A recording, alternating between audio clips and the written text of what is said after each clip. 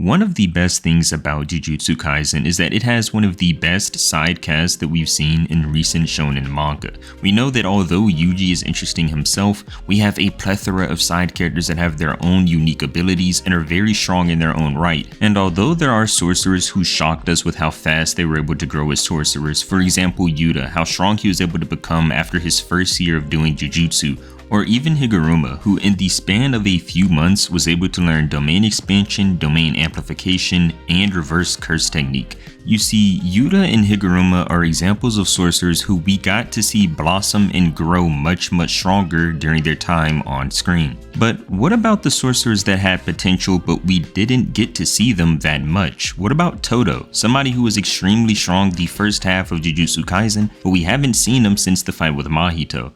Or what about Junpei, who although he was killed off very early, seemed like he had potential to be a strong sorcerer? Or even Megumi, who has the 10 Shadows technique, and Sukuna showed us that this technique is far stronger than we initially thought. What about these type of sorcerers, Megumi, Todo, and Junpei? Even though they have potential, we never got to see them blossom like Yuta and Higuruma did. But even with this being the case, we are going to look at a group of sorcerers that I believe had the most potential to become some of the strongest sorcerers. And within this group, we're going to point out the person who I believe would have been the strongest out of all of them if they were given enough time to grow. So for this video, this is the group of sorcerers we are going to be working with: Yuji, Yuta, Higuruma, Megumi, Todo, Takaba, and Hakari. I believe that they had the most potential when it comes to being some of the strongest sorcerers around. And remember, we are talking about sorcerers here, so somebody like Mahito or Maki won't be included on this list. Also, the reason I chose this group of people is because I believe everybody on this list has the potential to become a special grade sorcerer. So I did not include sorcerers such as Nobara or Inumaki because even though I think they have the potential to become strong, maybe high grade 1 sorcerers, I just don't see them having the potential to become a special grade sorcerer, because remember, special grade isn't a term to be thrown around. It is extremely difficult to become a special grade sorcerer, which is why there were only 4 in the world at the time of us reading the main story of Jujutsu Kaisen. So moving forward with this list, we are going to be applying a grade to each sorcerer here, and the grade that we give them will represent exactly how strong I think they would end up if they were given enough time. These are the 4 grades that we will be working with for this video. 1. The Honored 1 level, 2. High Special Grade, 3. Special Grade, and 4. Low Special Grade. So the way this will work is we will look at the sorcerers on this list, look at what their potential would have been given the abilities they had, their growth rate, their mindset, everything that goes into potential as a sorcerer, and after we evaluate all of these things for them, we will be applying one of these 4 grades to them. If I give them the Honored 1 grade, for example, that means I believe after all of the evidence we have for this sorcerer, I think they would have ended up at Gojo and Sukuna's level. So now with all of that being said, let's get started with the first person in this group we're going to be covering, and that is going to be Todo. We are going to be looking at these 3 categories when evaluating Todo, and after looking at these 3 categories, we're going to give him one of those 4 grades that I mentioned earlier. So first up is mindset. I do believe that Todo has the mindset to become one of the strongest sorcerers around. We did see that Sukuna said the way to become Gojo and Sukuna level is to burn everything around you to a cinder and be completely greedy. And although I wouldn't call Todo greedy, he is extremely selfish. You might not think this because we do see him most of the time around Yuji, and he does reference Yuji as his brother. But remember how Todo acts to everybody who isn't Yuji. Remember how he acted towards his team during the Goodwill event, or how he acted towards Megumi when he first met them. If they get in his way, he just beats them up and bullies them. And remember in the Yuji and Mahito fight, whenever Todo pulls up, he says that he needs to get stronger because it seems like Yuji is beginning to leave him behind. So we know that in terms of mindset, Todo has it. In order to become one of the strongest people around, I would check that box when it comes to mindset for Todo. Now we should evaluate his abilities and his growth rate. See, the thing is, Todo's main ability is just boogie woogie. And as Mahito said, it is a very disorienting daunting technique to fight against. You think you're one place and you've automatically been switched somewhere else. And I do just want to say Boogie Woogie is one of the few techniques that I think becomes much stronger if you are fighting alongside other people. So even though Boogie Woogie is good when you're fighting 1v1, if you have a teammate with you, I think Boogie Woogie becomes one of the best techniques in the series for jumping somebody. The only downside to Boogie Woogie is that you still have to do the damage yourself unless you're actively teleporting them into something that will do damage to them, because Boogie Woogie isn't a damaging type of technique. It doesn't send out a slash or do soul damage. It's just simply swapping the person with another object. So you still need to have enough physicals to do damage to the person you're fighting against. So on its own, even though Boogie Woogie is one of the best techniques when jumping somebody in a one-on-one fight, you still need to have the stats to keep up with the person. So that is just something to keep in mind when it comes to the Boogie Woogie technique. Now, looking at growth rate for Todo, we don't really see him have an insane growth rate. He does get a bit of a jump in Shibuya when he lands a Black Flash, but other than that, we see that he actually noted that he was being sort of stagnant. We saw when he pulled up at the Yuji and Mahito fight, he actually said he was staying in place when it came to his own strength. And after the fight with Mahito, we just haven't seen him since. So in terms of growth rate, we don't really see Todo grow that much. And one more thing about Todo is that we don't even know if he'll be able to get that hand back that Mahito transfigured. And given everything we know about Todo, I want to give him the low special grade level, because although I do think he has the potential to reach special grade,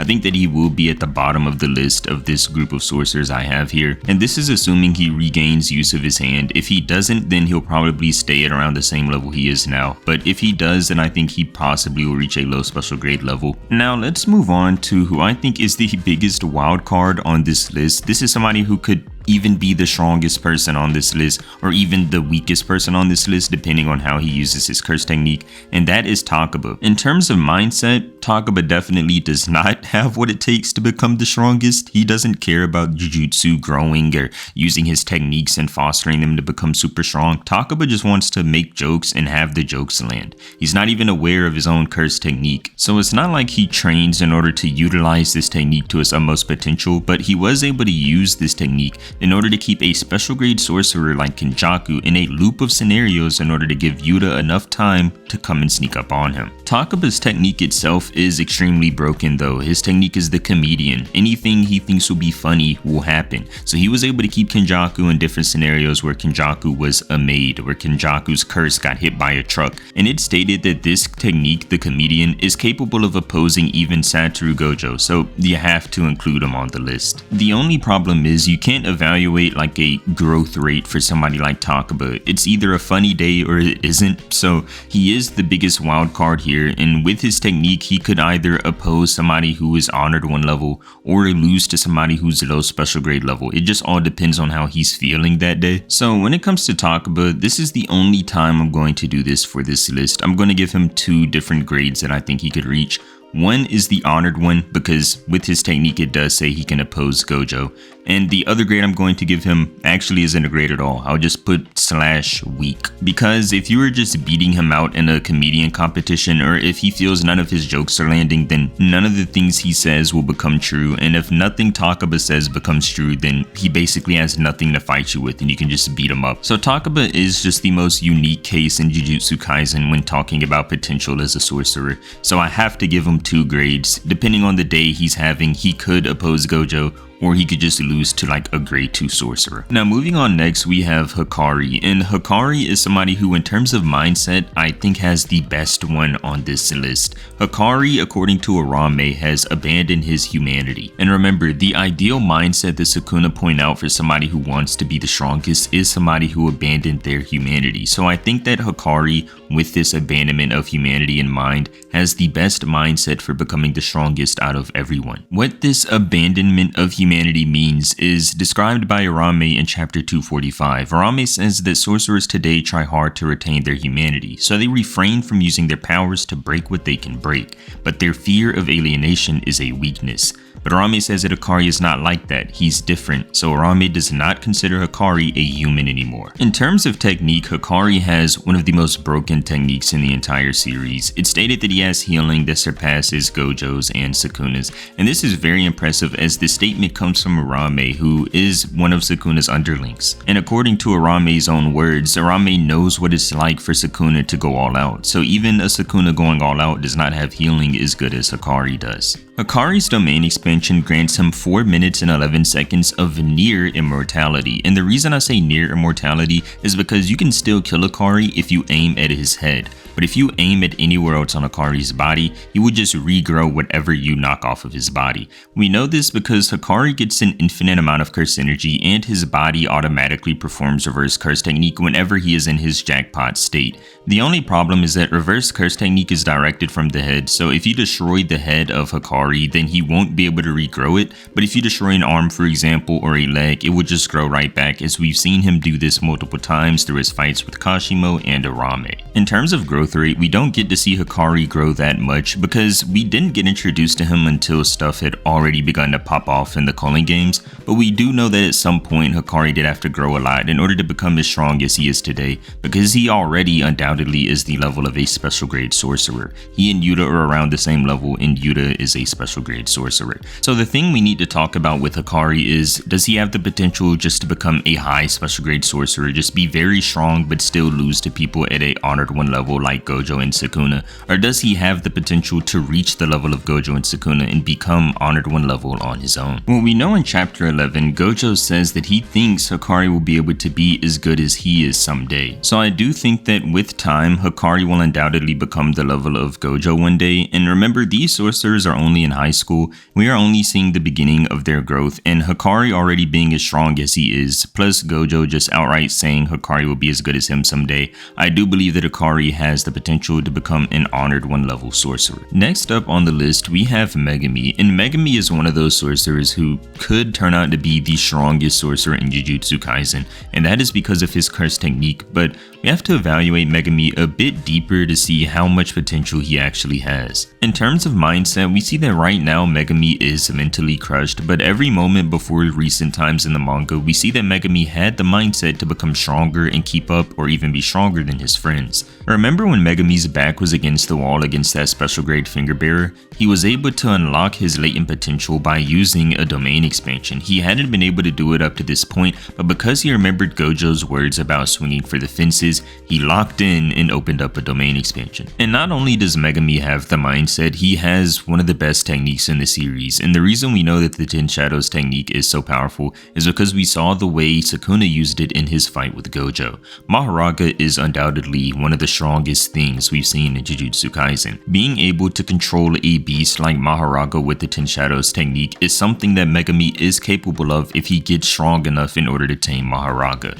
But the fact that he even has Maharaga in his arsenal already makes him one of the scariest sorcerers to fight against, because although he doesn't have Maharaga tamed, he can summon Maharaga, but if he were to get strong enough to tame Maharaga, he would easily be honored 1 level. The only problem with saying that Megumi will be honored 1 level is because his dataset that we have to work with isn't very recent. The last sorcerer we saw Megumi fight was Reggie, and Reggie isn't even that powerful of a sorcerer, and the thing is, every one of Megumi's peers are actually gaining new feats during this fight with Sukuna in this new arc, but Megumi is just trapped inside of his own body, so Megumi doesn't have the chance to get new feats like his classmates are. So unfortunately, when it comes to dataset for Megumi, we don't have enough recent data to say that he would be able to reach that honor 1 level, because he isn't being given the chance to get new feats like Yuji is, and Yuta and Hakari, like everybody else is during this fight with Sukuna, because he's just trapped inside his own body. But given what we know about Megumi, I do think he has the potential to reach that level in strength, because we know in chapter 161, Megumi says,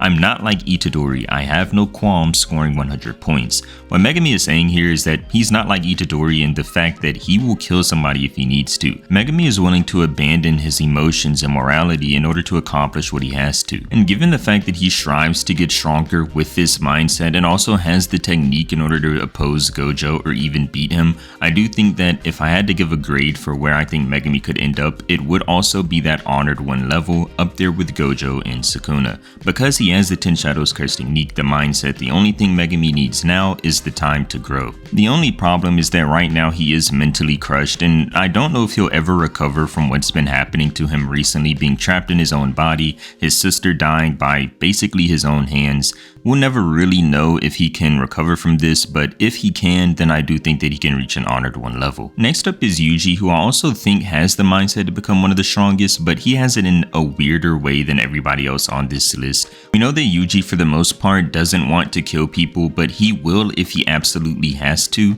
We know this in the Choso fight. He said that he would do anything in order to stop Choso, but he does want to save people and he does have a lot of empathy for people. So although Yuji has the mindset to become extremely strong, he doesn't do it in the way that others do by abandoning their empathy or humanity. He retains his empathy and humanity, but still wants to become as strong as possible because he wants to crush Sukuna. The other thing about Yuji is that when it comes to technique, he doesn't have his own designated curse technique yet. He is able to use blood manipulation and he does do soul damage with his punches, but blood manipulation isn't his own technique, and when it comes to the soul damage punches, these aren't a technique either. This is just an attribute that his punches have. We know that it was said early in the series that he was eventually going to gain the shrine techniques, but we don't know if that will ever happen. We don't know if he'll get dismantle and cleave. If he does, I think it would be a really big boost towards the abilities he already has, but for now we don't know if he will be able to. Also, in terms of growth rate, Yuji has one of the highest in the series. We know that he is now able to use reverse curse technique. He's also able to take a bunch of slashes from Sukuna. Sukuna has cut Yuji's midsection up so many times throughout this recent fight, but Yuji just keeps pushing forward and fighting like he hasn't even been hit.